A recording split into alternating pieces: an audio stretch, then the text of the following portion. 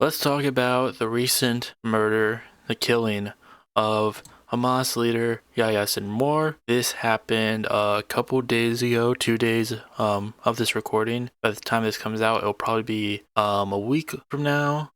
Yeah. So we have this article from Al Jazeera, and we have some other stuff we have to look at. I'll also be talking about that a Columbia University professor who I think he got it was a temporary ban. Here it says a suspension, but we'll get into him a bit. But let's talk about Yahya Sinwar. Now Yahya Sinwar was the leader of the military wing, I believe, of Hamas. He is a former Israeli prisoner himself, and on Thursday he was killed by Israel. Might as well just read the article here. On Thursday, news that Hamas leader Yahya Sinwar, 62, had been killed fighting a group of Israeli trainee soldiers who came upon him by chance first began to circulate. On Friday, Hamas confirmed his death while engaged in battle in Tal al-Sultan, Rafah on Wednesday. The fact that Sinwar died fighting has added a final chapter to his story as a fighter and leader who has been involved with Hamas since its founding. Who was Yahya Sinwar? Sinwar was Hamas's leader. He led Hamas in Gaza since the death of the group's political leaders,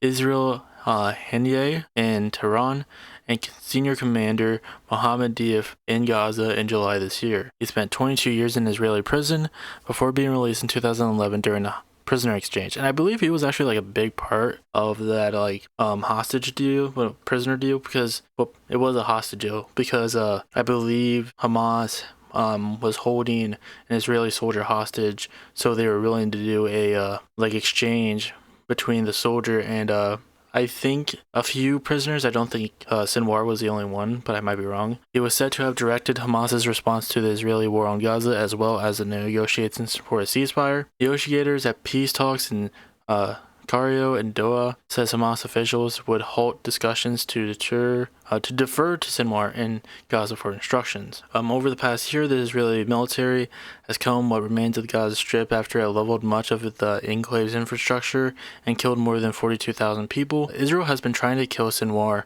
for allegedly planning the Hamas-led attack on Israel on October 7, 2023, during which 1,139 people died and about 250 were taken captive. How was Sinwar killed? Was it a part of a specific operation? No, they recovered it. It was just so happened that they ran into him. At some point between 2 p.m. and 3 p.m. on Wednesday, a patrol from the Bishalash Brigade training unit of the Israeli army was conducting searches of the Tel al-Sultan neighborhood in Rafah. They saw a small group of fighters move between buildings, one of whom was later identified as Sinwar.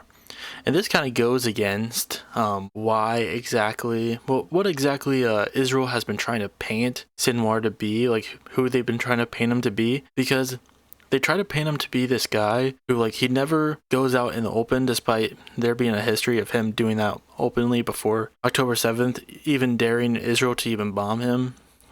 He's not someone who just kind of hides. They also try to paint him as someone who would surround himself with multiple different hostages to use as human shields.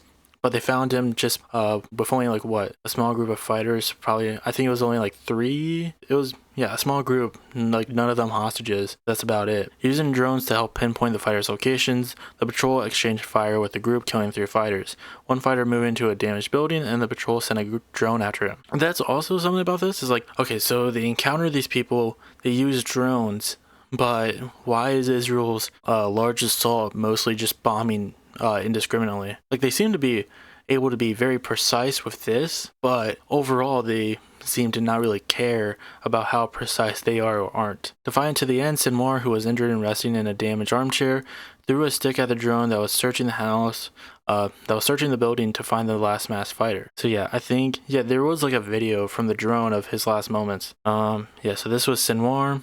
I believe his arm was shot off too, or it was at least a finger. His body remained undisturbed for some time as the soldiers were afraid of booby traps and waited until the area was secure. Sinwar's body was then taken to a laboratory in Israel, where police confirmed it matched with his dental and fingerprint records taken during his previous imprisonment. We already covered where he was killed. It seems like they just kind of stumbled upon him. They didn't even know he was going to be there, or else I don't think they would send a trainee group. Let's see if there's any more information. How Sinwar's death may affect the course of Israel's bloody war in Gaza remains to be seen. Sinwar's death has elicited further aggressive rhetoric from both Israel's military leadership and its Prime Minister Benjamin Netanyahu, who told television viewers in an apparent nod to Britain's World War II leader Winston Churchill that while Sinwar's killing may not mark the end of Israel's war on Gaza, it may signal the beginning of the end. So he doesn't plan on stopping, which is what some people were speculating. They're like, oh, all they have to do is kill Sinwar, and then, they're just gonna stop, right? Because like most of the as we already said, most of the leadership is basically dead. Like it was him and 2 other guys, and all 3 of them are dead now. So this is going to be over, right? No, he's like, no, we're still going to keep killing them. So like it's pretty clear that like there's no benchmark to all this. Obviously when he means the beginning of the end, he just means until they wipe out every Palestinian. Really. That's all it means. Like, yeah, there are people who are going to, like, step up to the plate when it comes to the leadership role in Hamas, but, like, at this point, you killed 3 of the major leaders. Like, obviously, they're not going to give up, and you obviously hold all the cards here in this moment. So when you're just like, yeah, we're just gonna keep bombing them, it really just points him out as the monster that he is. So, yeah, that's about it in terms of this article. There's this video from Al Jazeera. I'm not sure if we're going to watch the entire thing. I'll probably just skip it for now. I would definitely check it out though, but we're going to listen to what Kamala Harris's reaction to this was. Today, Israel confirmed that Yahya Sinwar, the leader of Hamas, is dead, and justice has been served. And the United States, Israel, and the entire world are better off as a result. Sinwar was responsible for the killing of thousands of innocent people, including the victims of October 7 and hostages killed in Gaza. He had American blood on his hands. That's so funny to talk about this, like someone who was responsible for many deaths, when you continuously fund Israel and support them. Like you could say a lot of the stuff that she just said about Sinwar, you could easily say about Netanyahu. Like, yeah, we would be better off without him. He's killed many, many people. He's killed many hostages, not just, Palestinian hostages, Israeli hostages too. And also is responsible for the death of Americans. There have been Americans who went over to Israel to protest what's going on, and they got fucking murked. I believe there was a girl from Turkey who got murdered by the IDF for no reason at all. She was just there to protest. They murdered her, and nothing was done about it. Like, no repercussions. I can only hope that the families of the victims of Hamas feel a sense and measure of relief. Sinwar was the mastermind of October 7, the deadliest day for the Jewish people since the Holocaust. A terrorist attack that killed 1,200 innocent people and included horrific sexual violence. They continue on with this even though there's not any proof of it. There's not any proof that suggests that there was sexual violence during October 7th. There has been no proof shown. They continue on with this fucking lie. She is a fucking monster. Like, literally. And, like, I was planning on talking about this when I was gonna talk about, the Batista versus Undertaker feud that's going on within this election. But we have this, little video right here, this little clip from Fox News, shared by Yashar Ali, in which Kamala Harris went to Detroit. She was asked if she could lose due to the anger felt by Arabs, Muslims, and the supports of Palestinian cause over civilian deaths in Gaza. As part of her response, Harris said the first, most tragic story is October 7th. She obviously just doesn't care about these people. And there's a good chance she's going to lose because of it. I think at the end of the day, she still has a good chance of winning. But her momentum since announcing, that she's going to be the candidate, it is slowed down immensely. And there's no one to blame but her.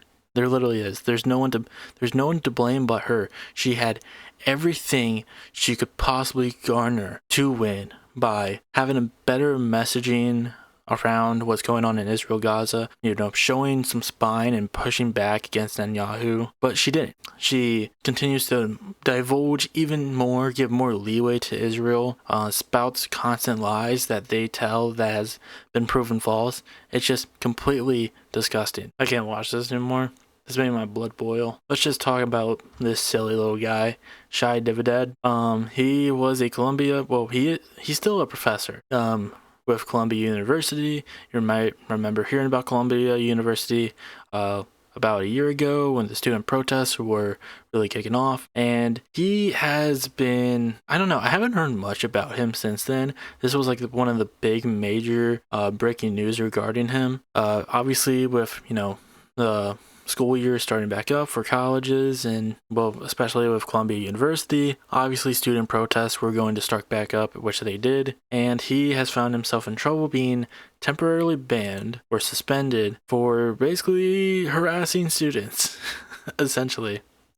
A divisive and outspoken pro-Israel professor at Columbia University in New York City was temporarily suspended after the prestigious school said he repeatedly harassed and intimidated university employees in violation of university policy. Shai Divide, an assistant professor in the business school, he's not just a full-on professor, he's an assistant professor, has become a fixture on campus and on social media for his aggressive pro-Israel advocacy and criticism of pro-Palestine students and faculty whom he regularly accused of supporting terrorism. Divide announced his temporary suspension on his Twitter account on Tuesday, and he cusses a lot in the video. That's what they're trying to say. The university has decided to not allow me to be on campus anymore. My job. Why? Because of October 7th. Because I was not afraid to stand up to the hateful mob.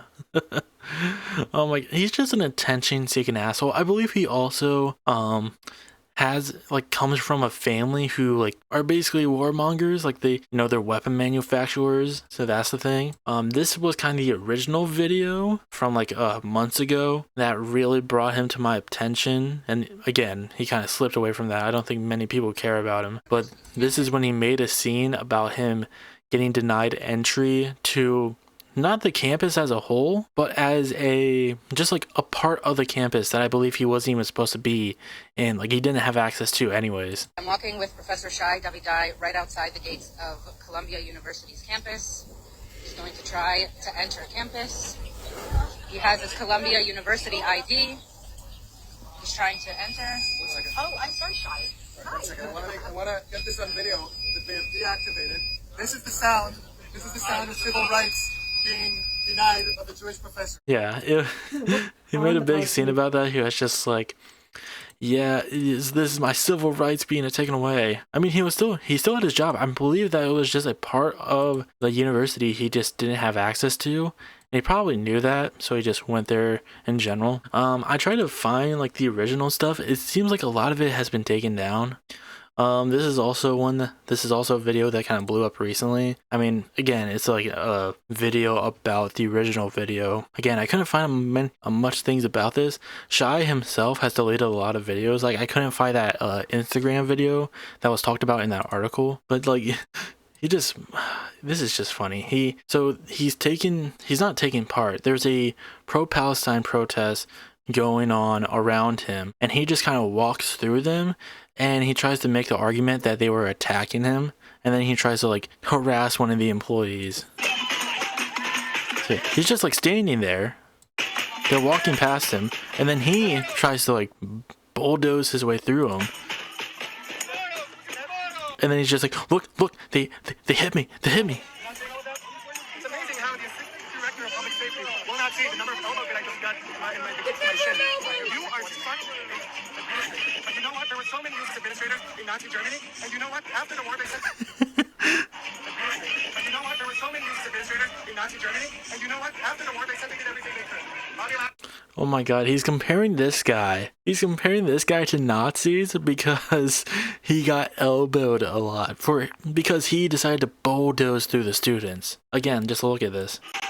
So he's just so he's just standing there, and then he just rushes through them, and then he looks back. He was like, oh, I can't believe they did this. So yeah, it's just a lot of bitching and complaining with this guy.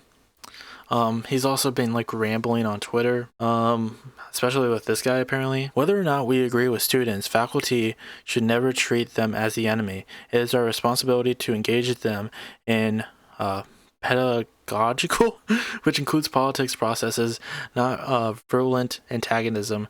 Amazing that this needs to be said. Sorry, Nathan, when students and colleagues at Columbia say it's okay to murder my Israeli daughter in the name of resistance, it is my responsibility to fight back. I mean, nobody's saying that your daughter needs to die. Also, you don't live in Israel. I'm pretty sure you live in New York. Racist white men like Shy David love to use their daughters as rhetoric device to justify the slaughter of people killer. I mean, that's the same thing that like Ethan Klein has been doing with his wife. He's just like, if Israel doesn't exist, where can my wife go if she wants to be safe? Like, your wife lives with you in Los Angeles. I think she's fine. And then Shy replies to this, I'm not white. And just so you understand who's saying this is the guy who's saying this. This is the not white guy. He's not white, guys. Look at him. He looks so not white. My God. But yeah, I think that's all we're really going to talk about this. I mean, this is at least some fun stuff. Listening to Kamala Harris just spew lies about October 7th. It's just completely fucking disgusting. So we might as well try to end off a little bit lighthearted in a way. But yeah, that's all I'm gonna talk about there.